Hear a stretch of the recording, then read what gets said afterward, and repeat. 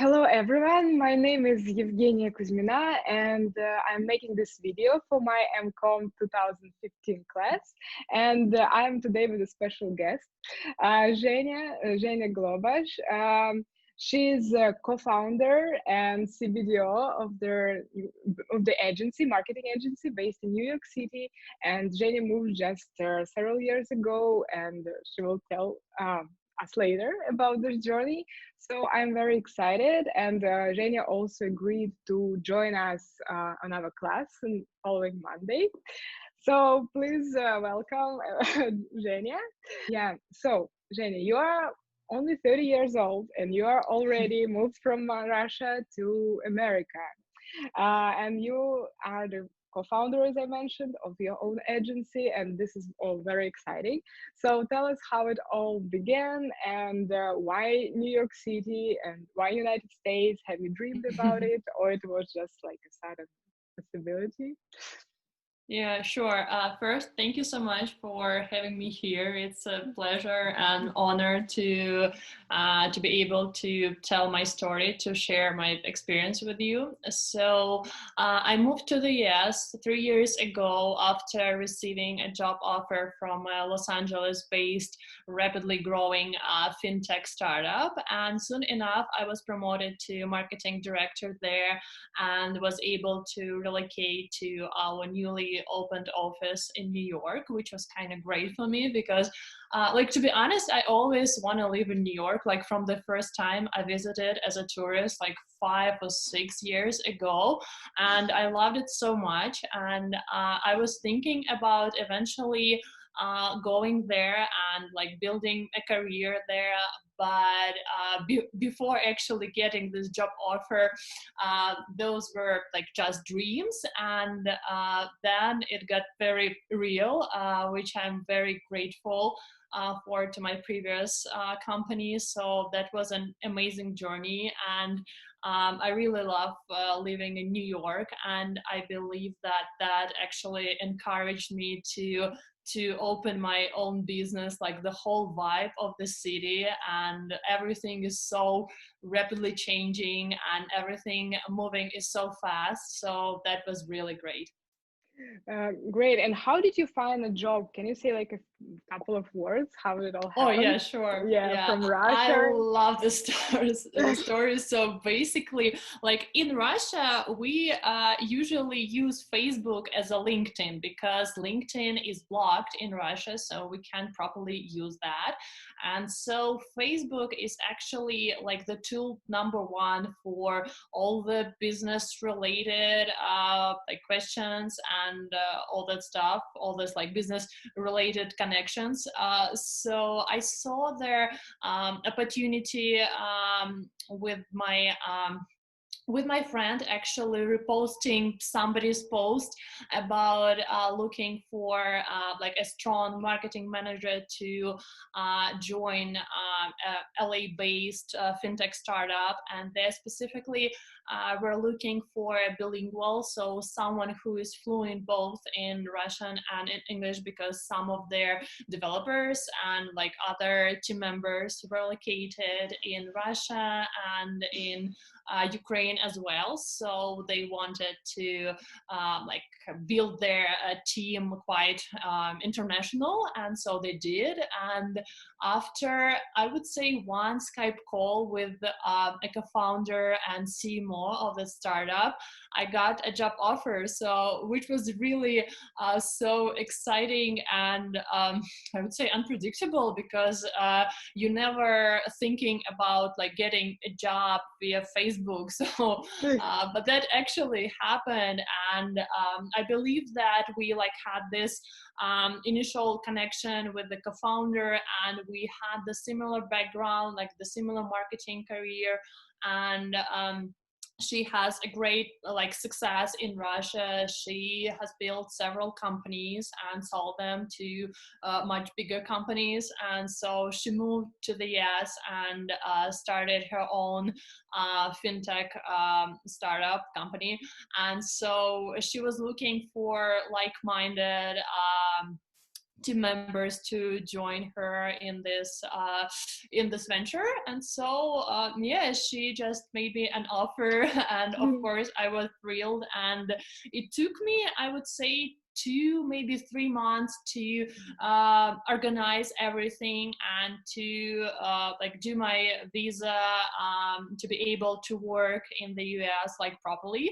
And so that was a really a great race as well, because you need to do everything so fast, and I needed to actually get my things together. On my previous job, I worked in Yandex, which is like the largest IT company in, I would say, Russia, and maybe not even Russia as well. So it's quite big, and they are trading on NASDAQ, and so they're quite huge. And I was working there for 2 years as first as a marketing manager, then as a product manager for like new advertising products, and that was quite exciting too. But when I learned that I'm like able to actually integrate my experience to the new market, I was so thrilled that it was like an instant decision that I would go for it, and that I moved to the US. And yeah, so the rest is history. The first September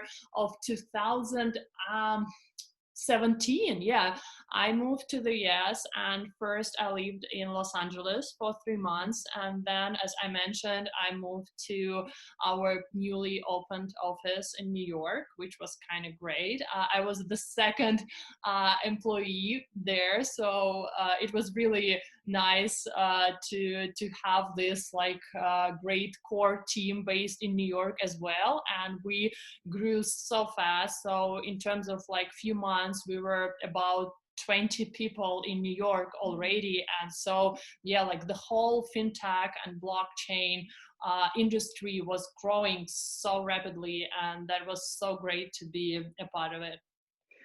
Wow, great. This is really exciting. And Thank you. yeah, congratulations. And what was the main difference when you started to work in US? Was like the work environment somehow different from Russia, or it was like nothing surprised you that much? I wouldn't say that like in terms of work it was something like completely different. Yeah. And I would say that yeah, there were some like cultural adjustments and like cultural things that I need to learn about working in the new environment. But overall, I would say Americans are much more friendly actually in the work environment than Russians are. So that was kind of an easy step for me to join like the 100% American team in New York. So it could be scary sometimes. It sounds like a scary thing to do, like going to a new country and start working there. But everybody was really so nice and accommodating and helping me to figure out all like the questions I had regarding the moving, the finding my first apartment, and all those stuff that could be quite challenging for a newcomer. But it was so great. It was so, I think the most challenging part was to combine all those things that you need to do when you are a newcomer, like finding an apartment and like taking care about all your paperwork, etc. And like juggling that with your actual job with a great responsibility. And I think like first half year was really intense in terms of like juggling both.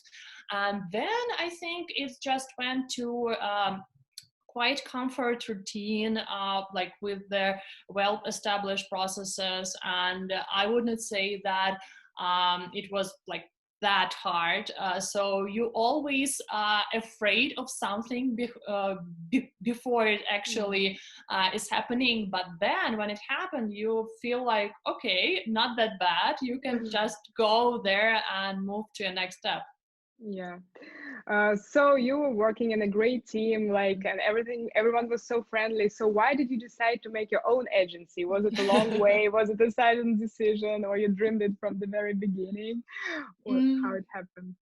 Yeah, I would say that it was quite challenging, but some kind of a meant to be decision, because I had this great experience in marketing, like working with great international companies, and I did see their opportunity to actually like build my own marketing agency, and with this like strong focus on helping B2B tech startups to gain their power, like to build their brands, to build their marketing strategies in the US and in the Europe as well. So, and also, it was in my first fintech company where I met my current co-founder, Anna Bogdanova, who is living in Barcelona, but she studied in United Kingdom, and so she has this great international marketing experience as well.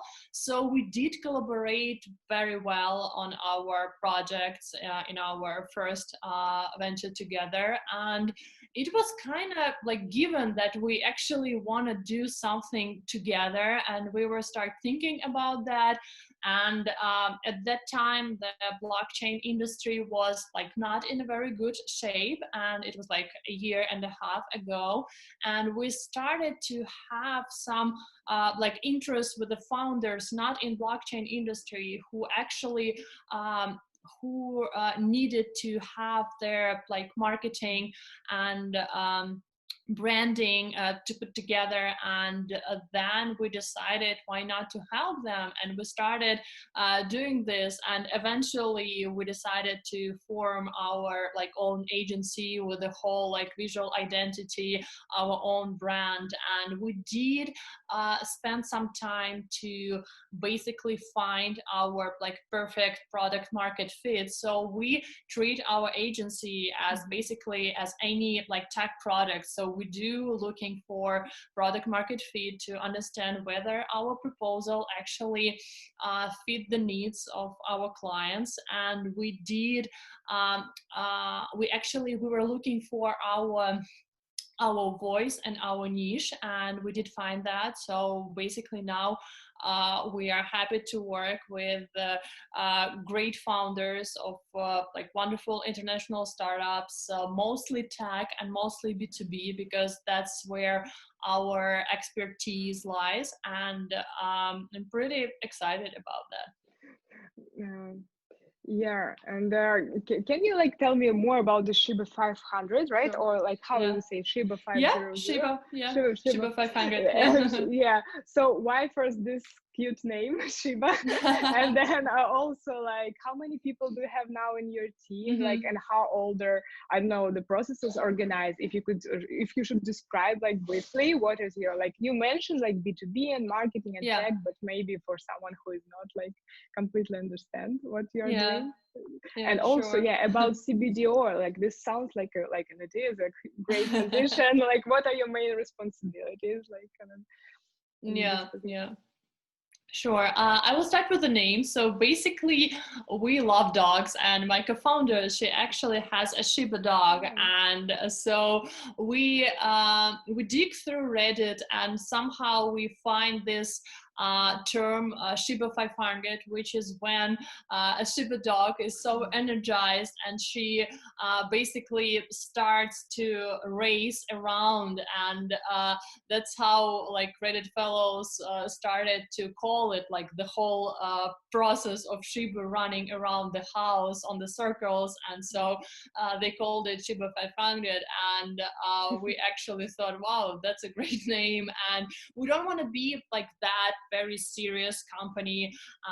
So we do have like our own serious processes, and I'm confident about that, but we didn't want to sound too, I would say, like too serious in terms of our naming, in terms of our brands. We didn't want it to be like another solution, something like Solution 500, or like your best marketing agency 500 or something like that. So we decided to find this very like intriguing and funny name, and implement that and build our own brand around this. And so Yeah, now we are a team, like a core team of 10 people, and we do have a wide, I would say, circle of collaborators that we can hire. Depends on their like current project we are working with, so we can actually help our clients to basically find like their best voice and their best fit into the market. And our expertise, yeah, lies mostly in B2B market and mostly in tech industry, and that's how we like operate right now, and that's our niche. Yeah.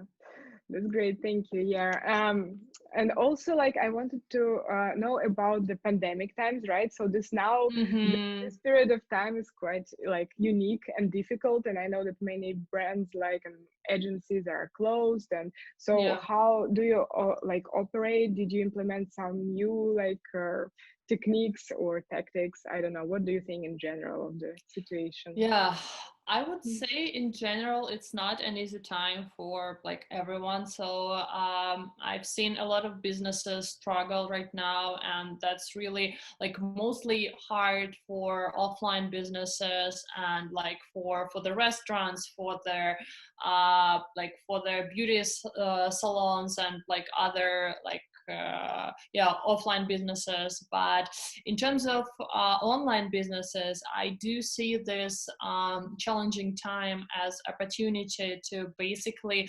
redo your processes the best way possible and to be prepared to everything. And luckily we started as a remote structure from the day one. So basically it was our idea to build this remote 100 remote team, and we did that like a year and a half before this pandemic.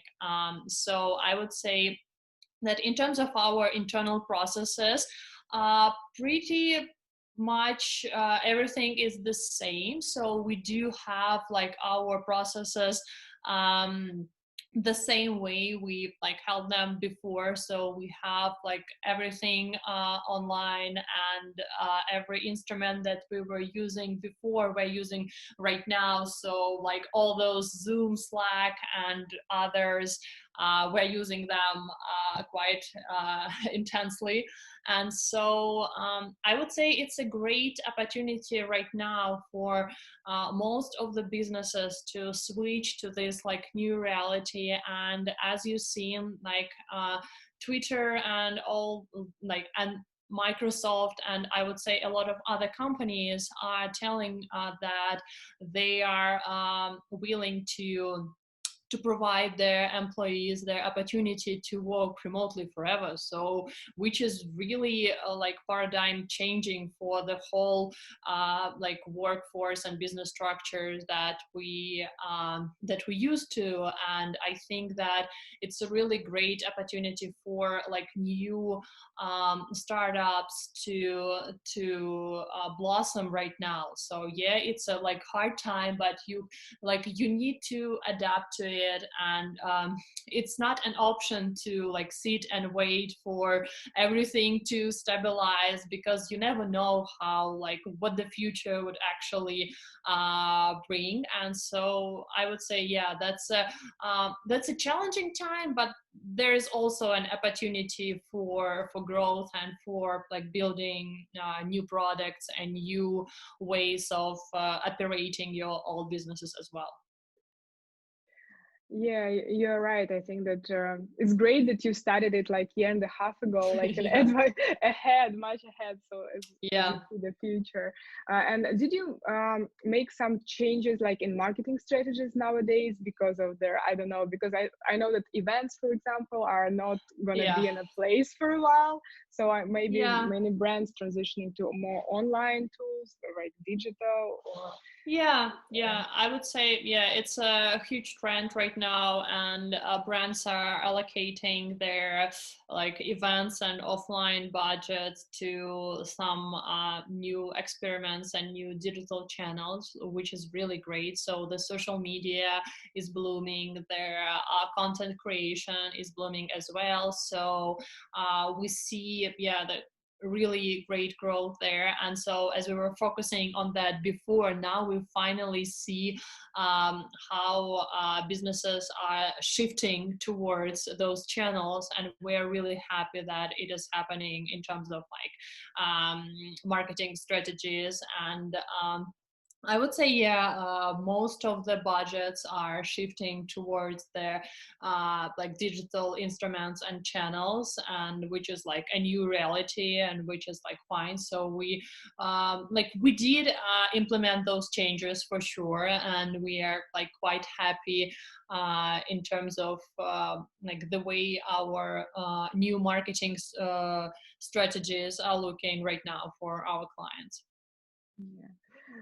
Thank you. Yeah, and could you give like an advice to maybe people who are like you already did this, like you worked for a year and a half, but for people who just started to do this, like, could you give any advice for like I don't know, employees or employers how to switch? I don't know how to work distantly all the time. I don't know how to even be like in a good relationship with your colleagues, you know, because sometimes Mm-hmm. Zoom is not enough. Like, is it I an issue know, for you yeah. sometimes, or yeah? Um, I wouldn't say that's an like issue because we started this way, but yes, of course, we wanted to meet with some of our employees offline for sure. So we were planning this whole big trip for our core team to Barcelona, Spain, and it was supposed to be happening in May, but of course it didn't. So yeah, that's a pity. I really wanna like see my whole team offline sometime soon. So hopefully that would be a thing as well. In terms of advices, I would say that don't be afraid of changes, because yes, that could be sometimes scary, but I would say that that's an opportunity for your own like growth, and for I don't know, like for learning something new, for actually implementing some vital changes to like the way you work, the way you operate with your team, the way you operate with your business. So I would say that that would be my advice number one. And the second one, I would say that don't be afraid to ask for an advice or help, because sometimes we do afraid, because we afraid to be like vulnerable, and we afraid to show that we don't know something, but which is perfectly fine. So nobody knows everything. Even like Nobel Prize winners, they maybe don't know something that you do know. So I would say that it's perfectly fine to ask for like guidance, for help, for some advice, for mentorship even. And now it's a great opportunity, because like everybody is staying at home, and pretty much everyone has their opportunity to have this like half an hour call with you, and like give you some valuable advices and guidance. And I do believe that this is the time that you can actually like benefit from sitting at home and learn something new from the people with like interesting background and valuable expertise. Thank you. Yeah, I agree with you 100%. Yeah, let's take it as an opportunity. Yeah. Yeah. So probably the last question for today from me will be like, if you could talk with yourself like 5 years ago, Mm-hmm. right? Like, did you like change anything? Like, will you do, or you will still do the same? You're not regretting coming to America and opening your own company? No. No, No. no, not at all. So I'm pretty happy the way that things actually worked out. So I'm very grateful for all the opportunities we're given, and I'm very grateful for meeting such amazing people here and to building, I think, my own like community here, and getting to know very interesting people. And I would say that, yeah, the same basically advice that I mentioned before. So I would advise it myself 5 years ago to not be afraid of the changes, because nowadays I see how the things could actually work out. And I'm really grateful for this, and I'm very happy that maybe I didn't think that much like 3 or 4 years ago before moving, because it was so spontaneous and I didn't have enough time to be scared. So, which is really cool. And I think that if you are willing to adapt to like the changes and overcome that fear, it would be a great way for you to grow, to learn something new, to be able to live in a different country, or start your own business, or apply for a position you were so intimidated before. And you need to do this. You need to you can fail like 10 times and then you can win. So not to be afraid of changes, and not to be afraid of some hiccups in your way, because yeah, that could be challenging as well. But yeah. And not to be afraid to reach out to people on Facebook, right? Like you Yes, did on yes, LinkedIn. exactly. That was a really great learning for me. And when I was preparing to get my like working visa, that was quite a challenging period as well. So I have this O1 visa that's for people with Talented people. extraordinary ability, which is sounded like really cool thing. And to be able to prepare your documents, you need to reach out to some people you've previously worked with, so they can give you some recommendational letters. And that was quite challenging for me as well, to ask for such things, because you are always thinking that maybe those people are so busy there, they don't want to help you, but they do. So I've asked for 5 people, and 5 people actually gave me those letters of recommendations. So nobody said no, and that was a really great learning for me as well. Yeah, to not to be afraid to reach out, not to be afraid to ask for the help. Yeah. And now, for example, when people reach out to you, you do the same. So, for example, me, Exactly. right? Yeah, So I'm this how very the, happy. Yeah. yeah. So this how the cycle goes. Yeah. So yeah, I like you're really super inspiring for me and Thank you. motivational. So, but I think that I will call it like a day for today, because we will Sure. have the opportunity to talk with you on Monday, which I'm very excited. And so I'm sure my like classmates will have more questions. We will send with the professor Bob this interview to them, so they will prepare. So thank you one more time. Thank you so much. Yeah, and I'm super excited to meet you soon again. Thank Thank you. Looking forward to you. it.